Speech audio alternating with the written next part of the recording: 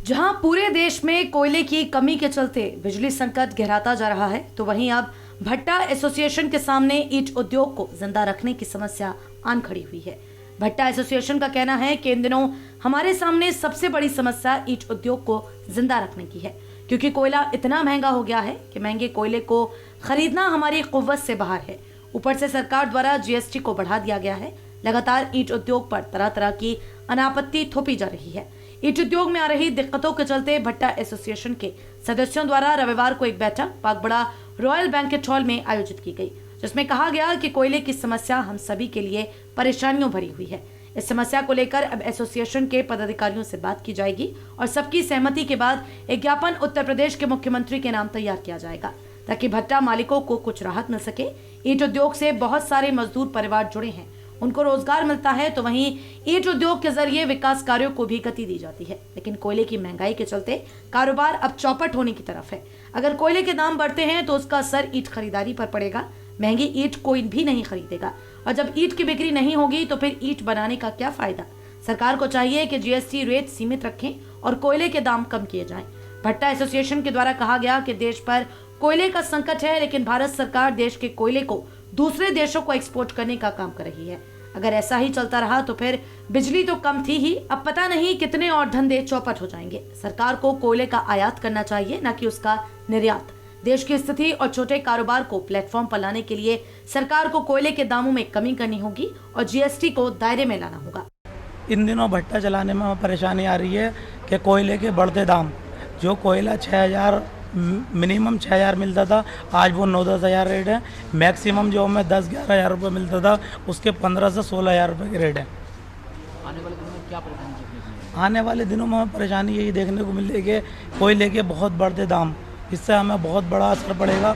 अच्छा, ईंट का प्रोडक्शन हम करते हैं, उसमें हम जब ईंट बेचते हैं तो वो हमारे मिनिमम रेट रहते हैं, और कोयले की वजह से रेट हमारे होने चाहिए 6000 रुपये, लेकिन ईंट बिक रही है हमारी 4500 रुपये, 4000 रुपये।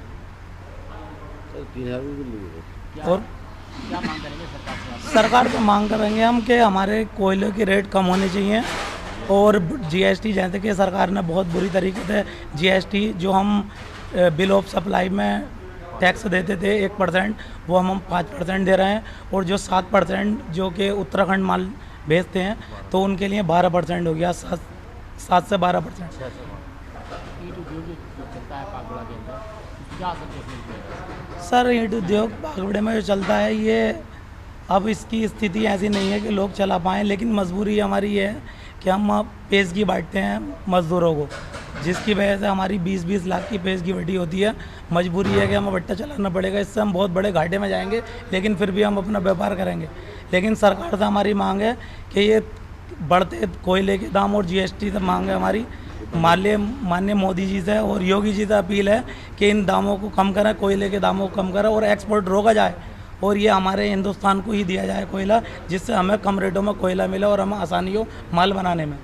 दुश्वारी ये है कि जो कुछ पहले भट्टे पे रेट लगभग 8000 रुपये से स्टार्टिंग हो गए 12-13 हज़ार रुपये तक पहुँचा हुआ था। यूएसए इम्पोर्टेड कोयला आता है जो जिगजैग भट्टे पे वही चलता है, तो पहले 8000 या 9000 उसका रेट हुआ करता था। वहाँ पे 6000 रुपये या 7000 रुपये था गुजरात में, जो आज की तारीख में वहाँ पे लगभग 20,000 रुपये गुजरात में है। 3000 रुपये का उसका भाड़ा है, तो 23,000 रुपये टन का कोयला वो मिल रहा है। भट्टे की स्थिति सही नहीं है, चल नहीं पाएंगे वो। जैसे महंगाई बढ़ रही है, अगर आप रेट बढ़ाते हैं तो किस तरह की बिक्री मांगते हैं? बिल्कुल भी रेट नहीं बढ़ पाएगा, क्योंकि रेट बढ़ने का मतलब सारा काम रोक देते हैं लोग, अपना मकान नहीं बना पाते, और यहाँ भट्टा चलाना मजबूरी बन जाता है। तो ऐसा मान के चलो स्थिति सही नहीं हो पाएगी। भट्टे की बहुत बुरी कंडीशन में है इस टाइम पे। अब हालात ये है कि जो पेशगी बढ़ी होती हैं, लेबर को पैसे दिए होते हैं, उसकी वजह पर चलाना पड़ेगा, और चलाने की स्थिति में कोई भट्टे वाला है नहीं इस रेट में। क्या मानते हैं, मतलब आप किस तरह से आप काम करेंगे? काम चलाने की तो कोई समझ भी नहीं आ रही कि चले तो चला किस तरह से। हम तो बंद कर देते हैं, लेकिन पैसा मार्केट में इतना पड़ा हुआ है कि वो भी सब मारा जाएगा। जब सरकार क्या कदम उठाए जिससे? सरकार तो कदम क्या उठाए, सरकार ने तो और 8 मिलियन टन बेच दिया, एक्सपोर्ट कर दिया यहाँ से कोयला। तो ये सारी सरकार की वजह से तो ये परेशानी आ रही है। 8 लाख मिलियन टन तो यहाँ से एक्सपोर्ट कर दिया, जब घर पे खाने के लिए है नहीं, और सरकार यहाँ पे एक्सपोर्ट कर रही है, तो वो क्या करेगी हमारे लिए। यहाँ तो बुरी स्थिति जो गवर्नमेंट की तरफ से तो है। कोई अगर ये चीन ने यूएसए का कोयला सारा उस चीन ने खरीद लिया, वहाँ की गवर्नमेंट अपनी पब्लिक को देख रही है, यहाँ की गवर्नमेंट देख के कह रही है यहाँ का जो खाना था वो एक्सपोर्ट कर दिया, तो गवर्नमेंट से क्या उम्मीद कर सकते हैं? मानते हैं कि आने वाले दिनों में परेशानी बढ़ेगी। परेशानी जीएसटी भी बढ़ा दी, और जो एक तो वैसी मार पड़ रही है कोयले के ऊपर से जीएसटी और बढ़ाने के लिए कह रहे हैं गवर्नमेंट, तो और कमर टूट जाएगी। 12% भी कर रही है, और तो 6 और 12% कर रही है। क्या करें, कुछ नहीं समझ आता, और इससे भुखमरी बढ़ जाएगी, लेबर परेशान हो जाएगी। जब भट्टे नहीं चल पाएंगे ढंग से तो लेबर हो सकता है मार काट पर उतर जाए, लूट काट पर उतर